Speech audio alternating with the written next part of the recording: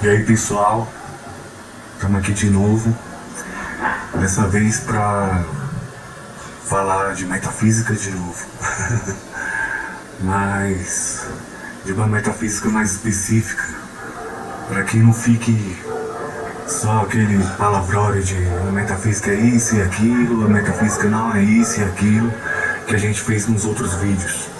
A gente vai falar agora da metafísica nietzschiana. Eu acabei de sair de uma aula com o João Leonardo, que é advogado, formado em letras, um aficionado por Nietzsche. Ele gosta muito e entende muito, né? E antes disso a gente estava tendo aula de um autor chamado Galen Strawson, que vai me ajudar a dar continuidade ao doutorado. Só que é um cara difícil de entender. Se aqui no Brasil a gente já tem pensadores abstrusos, difíceis de entender, imagine lá fora que a gente tem um volume maior de pensadores, né? Então, Galen Strawson escreve de uma maneira bem complicada. E eu que falo inglês, leio em inglês, tenho dificuldade de entender Galen Strawson. E aí ele me dá uma ajuda, porque ele manja, né? E ele é praticamente um filósofo. Ele entende tão como eu, ou se não mais. Tá aí a propaganda pro João Leonardo. Talvez no próximo vídeo a gente vai fazer o vídeo juntos, conversar um pouco sobre o que Nietzsche pensa acerca da metafísica. Ou por que falar de novo de metafísica, né? Bom, porque a metafísica, assim como a epistemologia, basifica o pensamento do autor. Tudo que se pensa em filosofia social, ética, estética,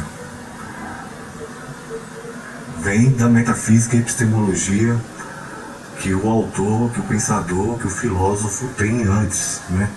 Então a gente pode dizer que a epistemologia, a metafísica precede o resto dessas outras disciplinas dentro da filosofia. E compreender a metafísica nietzschiana vai ajudar você a compreender o resto do que Nietzsche fala, né? Nietzsche escreve de maneira aforismática, pelo menos na maioria de seus livros, e nem todo mundo lida bem com essa forma literária de escrever. Há quem diga que não é filosofia. Eu mesmo tenho um certo preconceito com filosofias aforismáticas, né? Mas gosto muito de Nietzsche, me declaro nietzschiano, retirando algumas coisas, me declaro nietzschiano sim. Mas eu ler Nietzsche diretamente é muito difícil. Eu tenho livros, tá aqui, de Nietzsche, mas eu leio com muita dificuldade e largo de mão com muita facilidade e vou atrás de um autor comentarista. Este sim vai destrinchar para mim o que Nietzsche pensa. Então, bom, daí a gente não falou sobre Galen Strawson na parte difícil que interessa para mim da continuidade do doutorado, que o João Leonardo está me ajudando, tá? A gente pegou um outro texto que é Galen Strawson tentando elucidar a metafísica nietzschiana, e vocês já devem ter visto várias vezes. Se vocês entrarem no YouTube, colocarem Nietzsche e metafísica, esses dois termos juntos, vocês vão ver que Nietzsche critica a metafísica, Nietzsche contra a metafísica, mas isso está errado. Nietzsche não é contra a metafísica, ele próprio tem a sua metafísica. Nietzsche é contra a metafísica essencialista, aquela metafísica que quer encontrar o objeto que está para além dos nossos sentidos, para além da nossa cognição, para além da nossa linguagem, tá ok? Agora, uma metafísica mais discreta, mais cuidadosa epistemologicamente, dizendo, Nietzsche possui, ele tem uma metafísica dessa, tá? E aí, bom, se vocês forem lá no Google e colocar Galen Strawson Nietzsche's Metaphysics, Vocês vão encontrar no Oxford Scholarship ou algo assim, um vídeo, um podcast do Gale Strawson falando sobre um artigo que ele escreveu para uma coletânea, tá? E o que eu vou fazer aqui é tentar resumir. Bom, o primeiro ponto que ele coloca 11 princípios, 11 postulados que resumem a metafísica nietzschiana e que fazem assim a gente compreender o resto da sua filosofia, que é o seguinte: não há um eu persistente unitário. Para Nietzsche não há um eu por trás dos nossos estados mentais, das nossas experiências psíquicas. Esse eu não existe. Se existir, seria provavelmente, eu acho, para Nietzsche, um eu que coincide com as próprias experiências, e não um eu que assiste às experiências, mas um eu que é a própria experiência, o próprio estado mental. Um outro postulado metafísico de Nietzsche, importante: não há distinção ontológica. Ontologia aqui significa realidade, real. O que é real é o que é ontológico. Então não há distinção real entre objetos e suas propriedades. A gente pode pensar que os objetos possuem suas propriedades, né? A molécula H2O possui suas propriedades, mas para Nietzsche essas propriedades são partes constitutivas, são partes que se identificam com a própria molécula de H2O, tá? Não tem dessa de separar essas propriedades. Não há também, já outro postulado, são 11. Não há distinção ontológica, distinção real, entre propriedades básicas das coisas e suas disposições. Essas disposições seriam suas vontades de poder, né? Então, as propriedades mais basilares, mais fundamentais das coisas não se distinguem para Nietzsche essas propriedades, assim como no postulado anterior, são iguais. Por que ele está dizendo isso? Porque a gente tende, com a nossa tendência da linguagem, com a nossa tendência linguística, com a nossa tendência cognitiva, a separar essas coisas. A gente separa isso didaticamente, com vistas à comunicação, que a gente precisa dizer que uma cadeira é feita de madeira. A madeira seria uma propriedade da cadeira. Mas a madeira e a cadeira não possuem distinção real, mas são uma maneira de falar, um modo de dizer sobre a realidade, tá? Mas a realidade ela própria não possui essa distinção. Mais um postulado: não há distinção ontológica real entre objetos ou substâncias por um lado e processos e eventos por outro. Objetos e processos. Quando a gente pensa em objetos, a gente pensa em coisas estáticas. E quando a gente pensa em processos, a gente pensa em coisas moventes, coisas que estão acontecendo. Então, essas coisas seriam diferentes. Mas para Nietzsche não. Para Nietzsche, o processo é um objeto é um processo. E, de novo, a gente tende a ver objetos e distinguir estes de processos em função da nossa cognição, da nossa linguagem, do nosso modo de ver as coisas. A realidade ela mesma não possui essa distinção. Mais um postulado. Esse postulado é qual? É o quinto. A realidade não é divisível em causas e efeitos. David Hume, um outro filósofo mais antigo, discutiu isso, né? Ele disse que, o sol nasce todo dia e a gente acha que vai nascer todo dia em função do hábito.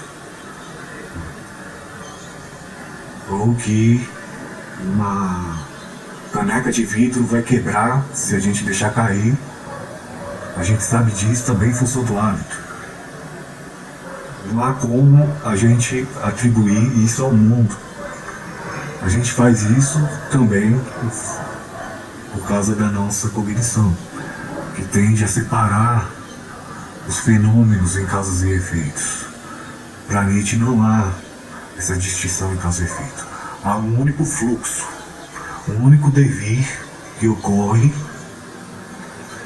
e que se transforma de várias maneiras, mas que as causas e efeitos é uma maneira da física, das ciências físicas, por exemplo, poder se organizar cientificamente para poder elaborar suas teorias. Compreende? Mais outro postulado. Objetos não são governados por leis da natureza que são ontologicamente distintas deles. Isso daqui é um pouquinho mais difícil, mas vejam bem. As leis da natureza não é coisa à parte, a mais, para além dos objetos. Os objetos se comportam de tal maneira porque esse comportamento é imanente a eles. Não há uma lei da natureza que vai lá, como se fosse uma segunda coisa, e faz com que aquele objeto se comporte daquela maneira. Não, não há. Isso tudo é o próprio objeto que faz. Consegue entender isso? Mais outro postulado, esse é o sétimo. Não existe livre-arbítrio. Bom, esse é polêmico. Por que não existe livre-arbítrio para Nietzsche? A gente vai entender melhor vendo os outros princípios. Vamos para o próximo. Nada pode acontecer de outra forma que acontece. Ou, dito de outro modo, nada acontece, tudo acontece de tal forma que não poderia ser diferente. Vou avançar mais um postulado para a gente poder entender melhor. A realidade é única. Se a realidade é única, há um único fluxo real de realidade ontológico ocorrendo, tá? E se algo acontece e a realidade é única, não poderia acontecer de maneira diferente porque não há outros mundos possíveis. Para algo acontecer de maneira diferente, teria de haver um mundo onde aquela coisa diferente aconteceria, tá? E por não haver esse outro mundo, por a realidade ser única, que a gente pode dizer que o livre-arbítrio não existe. É confuso? Vamos tentar explicar de outra maneira. A gente tem a sensação de ter livre-arbítrio. A gente move o braço com a sensação de que eu decidi mover o braço. Mas eu não poderia mover o braço de outra forma, exceto se a realidade fosse outra. Mas a realidade é só uma. E meu braço se moveu daquela maneira. Ele não se moveu de outra maneira. Não há como a gente pensar que poderia ser diferente, de novo, exceto se o mundo fosse diferente. Mas ele não é. Ele é esse. E a realidade é aterradora. Ela não se comporta de tal maneira que crie bifurcações. Ela transcorre em uma única via, podemos dizer assim. Por mais que ela seja movente, por mais que haja devir, por mais que haja duração das coisas que se comportam de maneira violenta às vezes, elas vão se comportar de uma única maneira e não de duas maneiras. Há uma questão de identidade numérica. Há um evento para acontecer, não dois eventos para acontecer. Senão, a gente estaria transgredindo o princípio da identidade numérica, que é o mesmo que eu ter dois exemplares da crítica da razão pura. Isso é uma identidade qualitativa. Mas eu tenho dois exemplares da crítica da razão pura, e não três. Se eu disser que eu tenho três, eu estou transgredindo o princípio da identidade numérica. Isso vale para eventos. Eu tenho um evento para acontecer, não 2 eventos para acontecer. Tá? Se é um evento e a realidade é única, o livre-arbítrio não pode ser verdadeiro. Mais um princípio. A realidade está impregnada de, se não for constituída de, mentalidade de alguma forma ou sentido. Aqui a gente entra num assunto metafísico chamado panpsiquismo.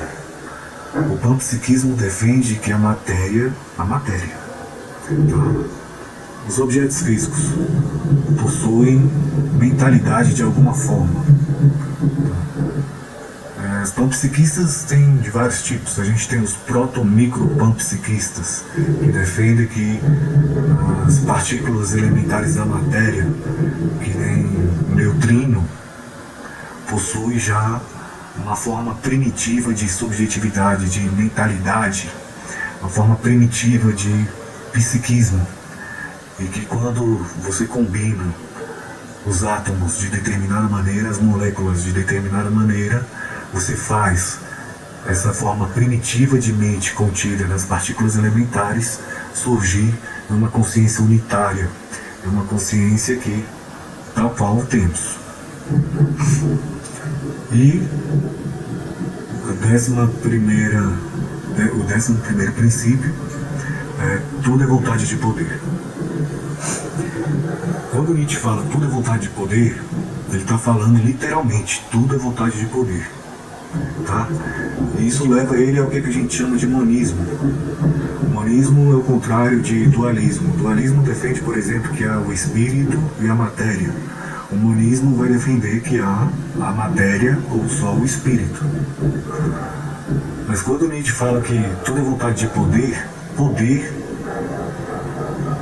tende a ser entendido como algo mental, tal como é dito no princípio, no postulado anterior. A realidade está impregnada de, se não for constituída de, mentalidade de alguma forma ou sentido. Essa mentalidade seria essa vontade de poder, que está sempre em expansão, que está presente desde o mundo inorgânico até o mundo orgânico, até a nossa inteligência. Tá? Bom, e o eterno retorno? Que todos falam, vamos falar de Nietzsche. O eterno retorno não é um princípio ético de que nós devemos nos comportar de tal forma que possa acontecer sempre e estejamos sempre felizes. Eu vou ler aqui o raciocínio que eu fiz de acordo com os princípios que Galen-Strauss elencou. O eterno retorno não impede que haja mudança, ou melhor, um eterno devir na realidade. A realidade é movente, o eterno retorno ocorre, portanto, não porque as coisas estão estáticas em seu lugar, mas porque a realidade é só uma, e é só uma mudança, uma duração, como Bergson diria, Henri Bergson, um devir. O eterno retorno nietzschiano não alcança o que se poderia chamar de cronofobia, ser uma aversão à história. A história se faz, mas se faz de tal forma que não poderia ser diferente. E isso reforça o princípio de que não existe o livre-arbítrio, de que nada pode acontecer de outra forma que acontece. Tá? Essa é a metafísica nietzschiana, grosso modo. Com ela você pode entender Nietzsche bem melhor. Então, quando disserem que Nietzsche não tem uma metafísica, que Nietzsche só critica a metafísica, digam que essa pessoa está errada. Nietzsche possui sim uma metafísica. Ele critica a metafísica antiga, a metafísica essencialista novamente. Ok? Espero que esse vídeo tenha sido esclarecedor, que não tenha complicado mais ainda a cabeça de vocês. Eu acho que vocês não vão encontrar algo próximo aqui no YouTube destrinchando a metafísica de Nietzsche, não. Então compartilhem o vídeo, sigam o canal, beleza? E as camisetas do Regicídio estão à venda, beleza? Olhem lá no Instagram, no Facebook da banda e comprem, estão bem legais. Essa daqui tem mais de 10 anos. É muito boa a qualidade, viu? Então é isso aí, fico por aqui. Mente na veia, galera.